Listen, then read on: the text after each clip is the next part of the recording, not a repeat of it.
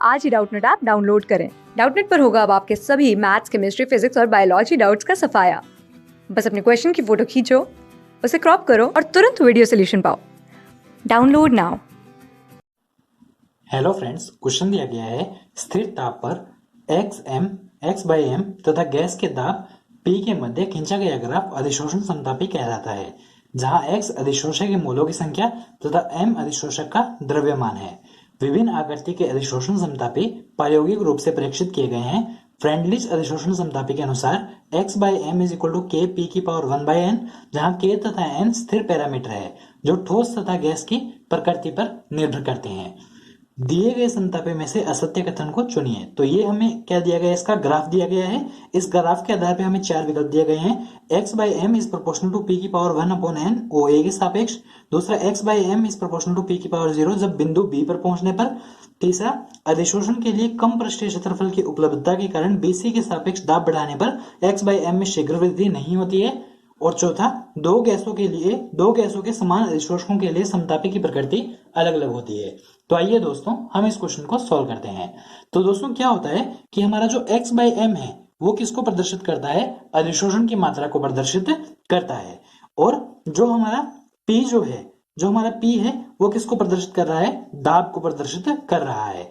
इनके बीच में जो x/m और P के बीच में ये ग्राफ खींचा गया है। तो जैसे जैसे हमारा यहाँ पे प्रेशर बढ़ता जाता है वैसे वैसे x/m इस प्रकार से वृद्धि करता है।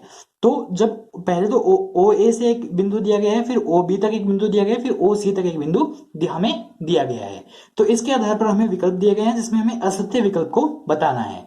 तो अब क्या होता है दोस्तों, तो x/m जो है वो P की पावर 1/n के क्या है, सापेक्ष है। P की पावर 1/n के सापेक्ष OA के सापेक्ष है कि x/m यानी कि अधिशोषण की मात्रा दाब बढ़ाने पर यदि हम इसको एक माने 0 या 1 के बीच के अंदर में लें तो ये दाब के सापेक्ष में OA क्या कर रहा है, वृद्धि कर रहा है। तो ये कथन तो हमारा क्या हो गया, सत्य हो गया। इसलिए ये वाला विकल्प हमारा क्या है, सही विकल्प नहीं है।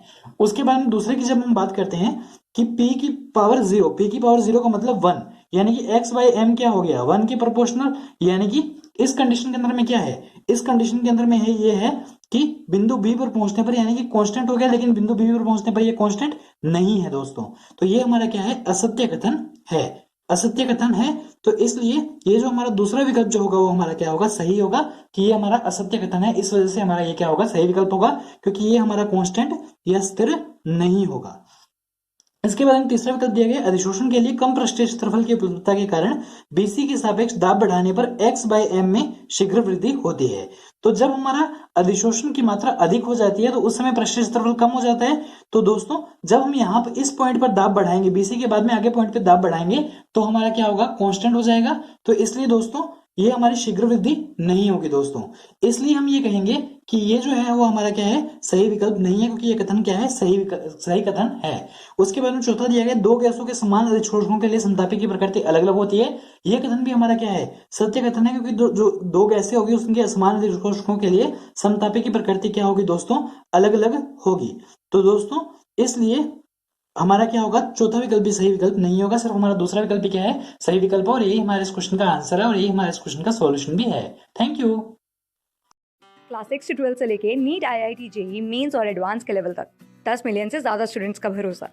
आज ही डाउनलोड करें डाउटनेट ऐप या व्हाट्सएप कीजिए अपने डाउट्स 8400 400 400 पर।